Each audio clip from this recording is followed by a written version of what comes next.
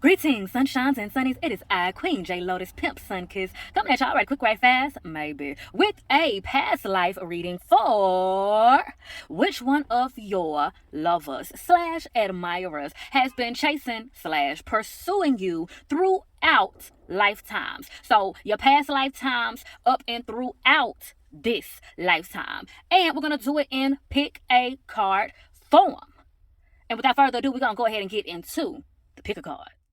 So I decided to do this pick a card with Rebel Oracle messages. So it is highly encouraged that you pick your pal, your group, based on the message here that you resonate with. Now you can also, you know what I'm saying, go by what you will as your intuition works. You can go by the color, whatever, what have you, keywords, you know what I'm saying, do your thing. But I highly recommend that you go with the phrase that you most resonate with for this case. So, okay, got 3 groups. Group 1 is being represented by the Rebel Oracle message. You are a hot mess. Fact. Clean yourself up. Group 2, you need a good fucking cry. Group 3, drink a smoothie, unfriend that asshole, and throw some shit at mama. Okay. Now, take your time. Pause if you need to. Do your thing. Okay? And without further ado, we're going to go ahead and get into group 1. First things first, I'm going to unpack y'all's Rebel Oracle message as it concerns the theme of what may be coming out through y'all's reading. So, you are a hot mess.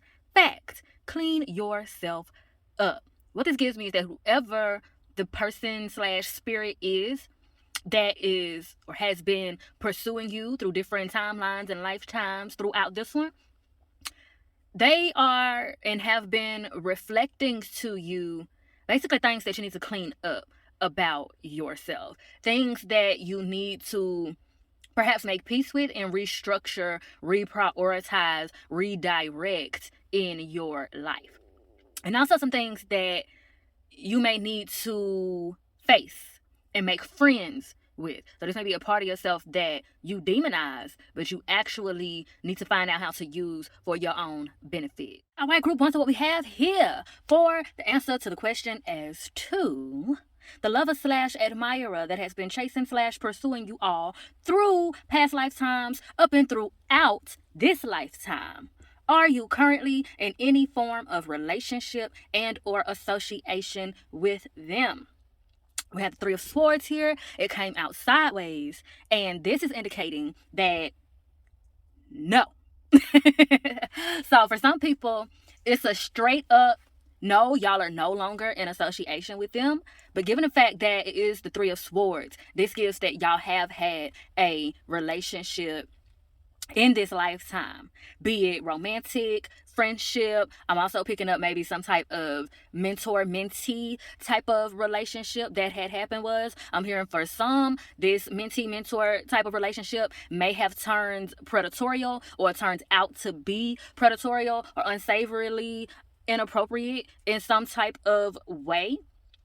And I'm hearing that for others of you, you no longer have a interactive relationship or association with them, but you do still see them on social media. You know, y'all still have like mutual crowds, mutual friends, mutual associates. Y'all still kind of go to the same places, whether y'all are there at the same time or not. It's a reoccurring energy. Like, their energy and presence still reoccurs around you and through you, even though you may not see them or interact with them personally anymore.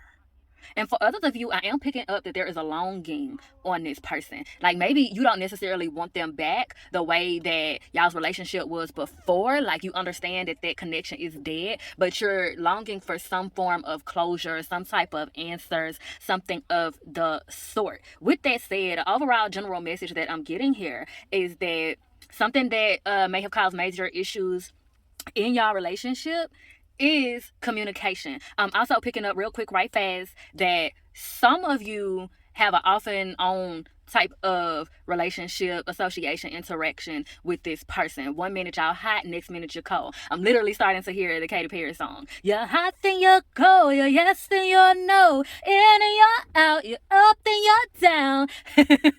I'm literally hearing that song, and that's like, it's given that that's been, for some of y'all, the nature and the like dynamic pattern that has been in your relationship with this person, this spirit. 1 minute y'all on, the next minute y'all off. 1 minute y'all cool, the next minute y'all bumping heads and gotta cut each other off, gotta go y'all separate ways and cool off, and then y'all come back together. And I'm picking up that y'all in particular, you've been really like trying to determine whether or not you should keep going through this back and forth, or if you need to just accept the relationship for what it is, or if you just need to cut the relationship completely off and stop the whole backing and the forthing. And that could also be another part of the longing type energy that I'm picking up on. There's a longing for steadiness, consistency, stability with this relationship and with yourself and whatever is going on in this connection. And we'll get to the nitty-gritty of that in due time. But just to wrap up on this part, there does and has seemed to be communication issues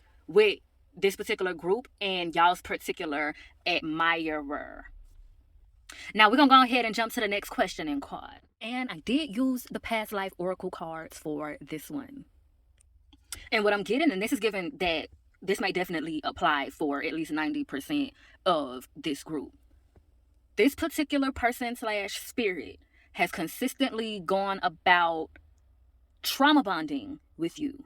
And this is giving a very unseeming, predatory energy. And it gives that this person / spirit has been consistent throughout past lifetimes and in this lifetime in taking advantage of your traumas and trauma bonding with you, and using your trauma and you all's trauma bond as a way to manipulate, control, isolate, and take advantage of you, essentially.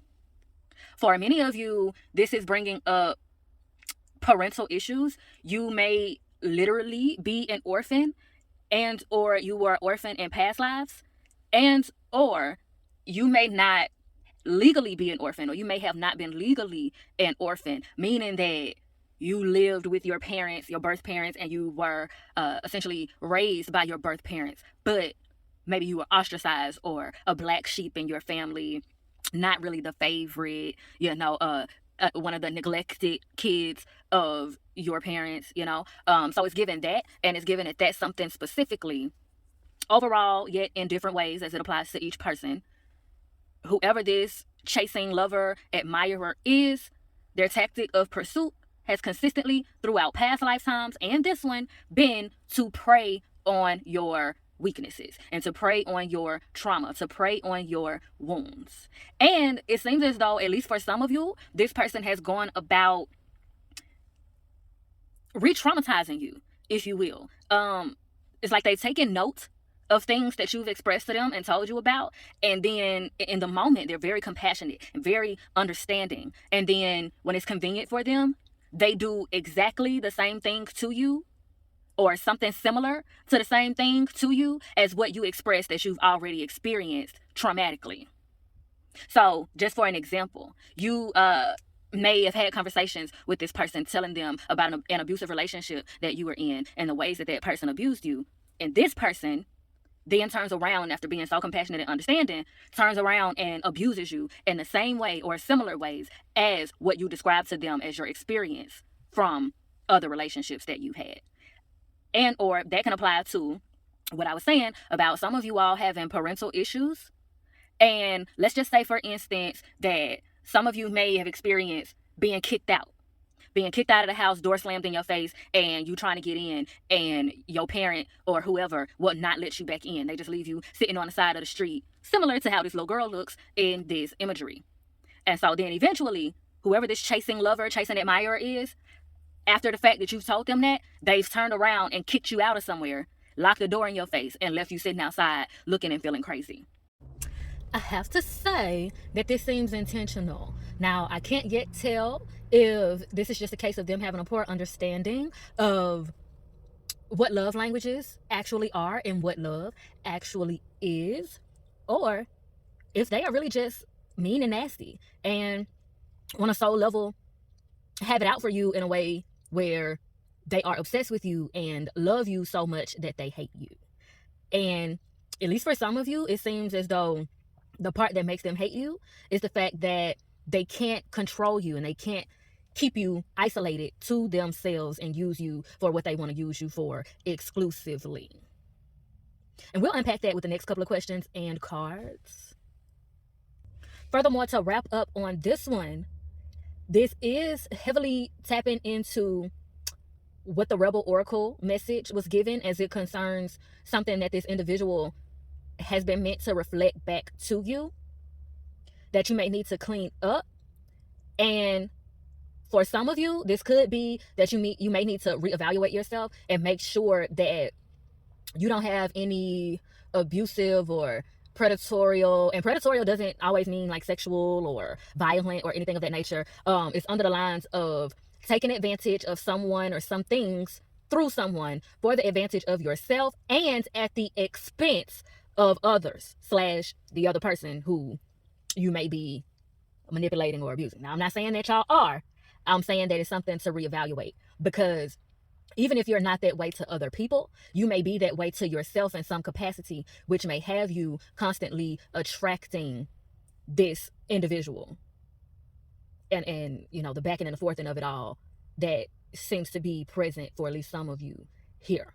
And then the other side of that is that what may be being reflected to you is a wounded child that needs to be like picked up and loved. Like, you may need to really love on yourself more and pour into yourself more and speak life into yourself more.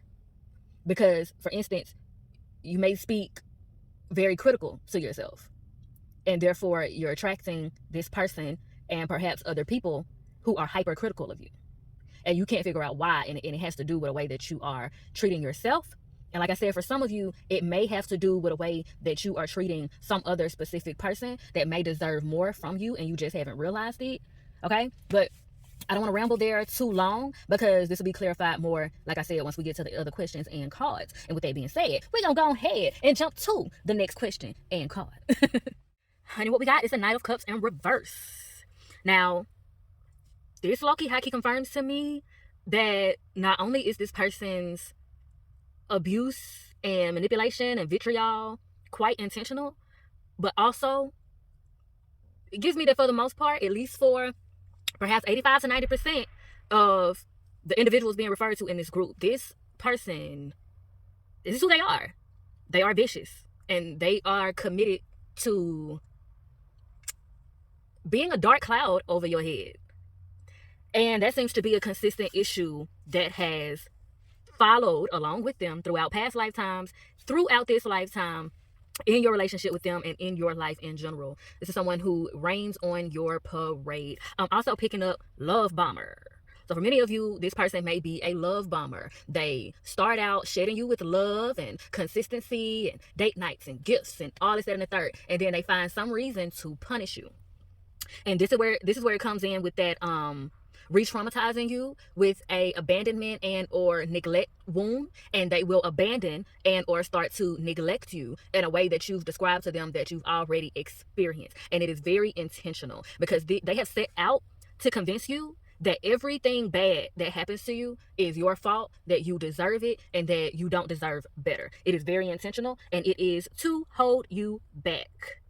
It seems as though they've been very like prideful in the fact that they've been able to have some sort of control and major influence over your life and over your emotions specifically. And it seems as though, and specifically, and most emphasized on the people who have had this person as some sort of mentor. Because for those of you that resonate with this specific message that I'm about to say, the lack of parental guidance and or lack of parental attention that you experience has influenced this very wild imagination, which is not necessarily a bad thing. But what it has lended into is fantasizing these ideals of romance and fairy tale love, fairy tale relationships, maybe even being very influenced by like Disney fairy tales, movies like The Notebook and Baby Boy, that type of portrayal, that type of portrayal of love stories.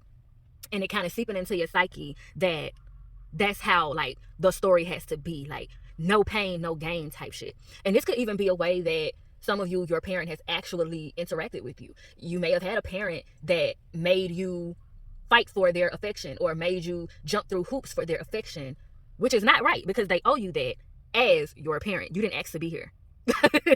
So there's literally no reason for you to have to beg and jump through hoops for your parents' affection, nor anyone else for that matter, because we all have choices, right? And so Spirit is literally wanting to release you all of a lot of guilt, because it seems as though whoever this individual is, they have projected a lot of guilt, self-hate, and self-harm and hypercriticism over you. And I'm picking up for some of you, this may even be somebody that has been hypercritical of your looks. Like either they are not satisfied with you not doing your hair and your makeup and your nails, and or when you do your makeup, your hair, and your nails, they got something to say about that too. And for some of you, that's probably had you like at some point in a rut of like neglecting yourself as it concerns the physical and aesthetic self-care, like doing your hair, doing your nails, doing your makeup, getting dressed up, getting dolled up, because you got so burnt out with the tug of war on your appearance. Light, love, and healing to you all, for real. Because this person is a menace. Like, for real. This person is a menace. And I want to turn the card right side up so you can see it. And you see the way he's looking back?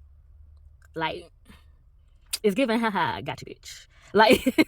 Like, my job here is done. I'll be back to collect the rest later. And what they've been collecting is your energy. And I'll save that for the next card in question. But I'll save that for the next card in question. But to wrap up on this, I want to end with saying this abundance of blue in the imagery here, and then look at my sleeve. The abundance of blue in the imagery there is given that this person may also have gone about leading you astray intentionally, giving you bad advice, and also silencing you. Manipulating and gaslighting you into oblivion to a point where you just mentally shut down and don't even want to deal with anything anymore. You don't confront it. You don't run from it. It's just creates a numbness. And for some of you, it leaves you just like boiling and turmoiling on the inside with confusion. And they like that because they can control you the most when you are numb and or when you are a ball of confusion on the inside. And all of this has been a direct attack on your throat chakra. And it's bled over into your third eye chakra as well. And milk the cow dry on that. We're going to go ahead to the next card and question, which is, what is the soul contract that you all have with this chasing lover / admirer that has been chasing you all throughout this lifetime? And we have, from the Mother Merte Oracle, the card of Harvest. Now, I didn't shuffle on camera for this one because these particular cards here are big and my hands are small, and it's hard for me to shuffle from the angle which I currently have the camera. So I'm making the best out of what I have at the moment. So I wasn't able to, effectively shuffle on camera for this one due to my itty bitty hands and how big these cards are. So, getting into the message of the card, what is the soul contract that you all have with your chasing lover / admirer? And we have the card of Harvest. It has the number 27. 2 and 7 put together is the number 9. So that lets me know effortlessly that someone and or some things need to be cut off. Now, the number 2 represents unity, love, duality. The number 7 can represent things that concern luck, karma. Mind you, karma is not a punishment system. It can be either good or bad and or both at the same time. Okay. The number 7 and the number 2 are both numbers of balance, but in different ways. So with that said, they can also, the combination of these two numbers can represent two opposite sides of the same coin. And that goes back to evaluating, unpacking what this particular person has been mirroring back to you. What do y'all have in common that just shows up in different ways? How are y'all two opposite ends of the same coin? Now, getting into the specific meanings of this card, take a look at how the sun is represented here. And if I notice that it's not very well, detailed, visual in the recording, I'll put a special, up close image of this card here. But taking a look here at the way the sun is represented here with this spear of skulls here, right? And looking up to the sun, looking up to the truth, the raw truth, the unjudged truth, non-biased truth of what you all's relationship and interaction has been. And as it gets into the specific meaning and message of this card, harvest, what has been harvested, what has been created, and how long has it taken it to happen? How long has things taken to be brought into fruition? So, for instance, for many of you, this is concerning your divine purpose, some specific career or specific project that you've been trying to get off of the ground. So, in the description of this card, it talks a lot about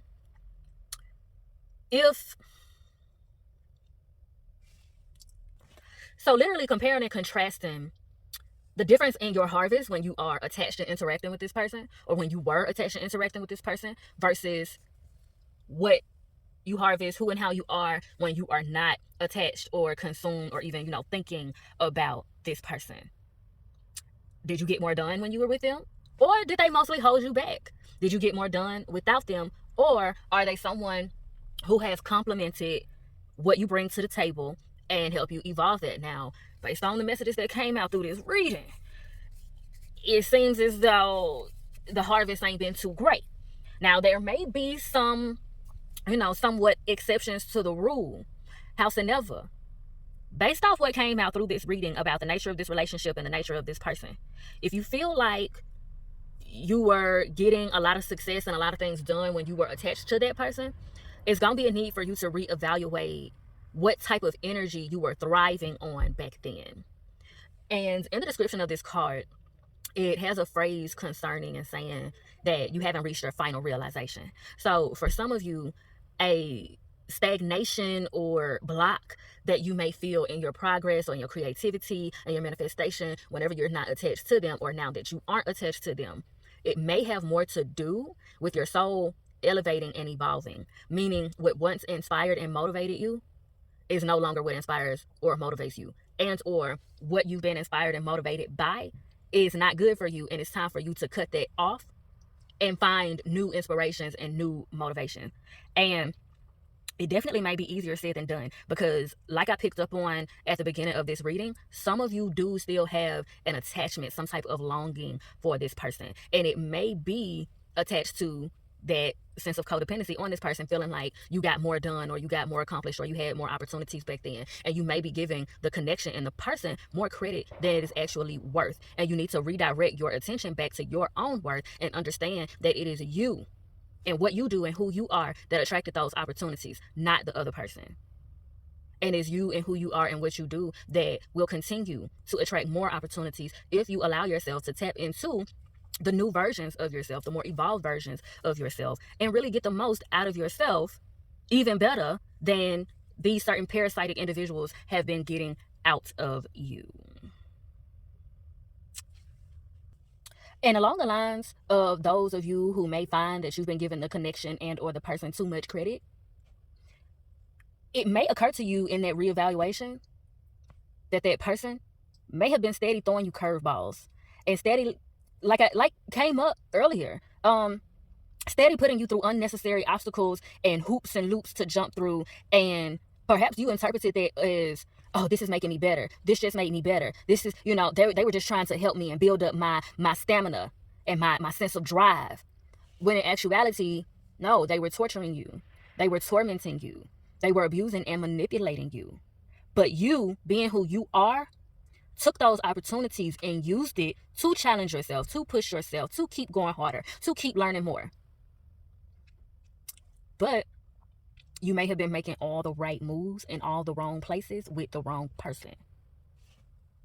And so it's a major case overall for you all to separate what you feel from what's real. And that's a part of the soul contract as well. Looking at the harvest and being non-biasedly honest about the harvest, and separate what you feel from what's real.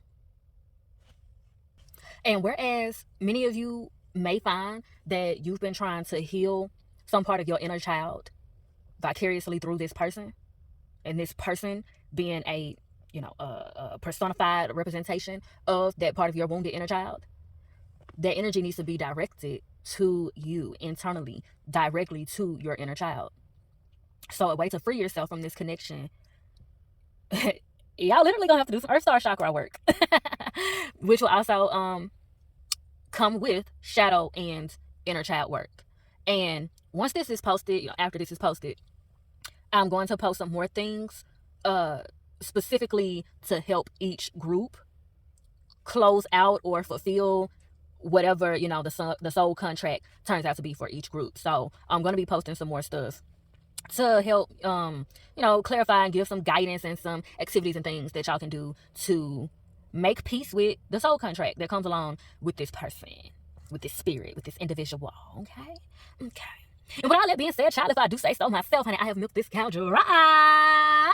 And I'm thoroughly appreciative for the exchange of vibes. And if you're feeling synchronized, please do me a divine design and reply. Don't be shy. Be sure to bless that comment section with your questions and conversations. And as always, I bid you all, in all ways, light, love, healing, and liberation. Emphasis on liberation. Mwah.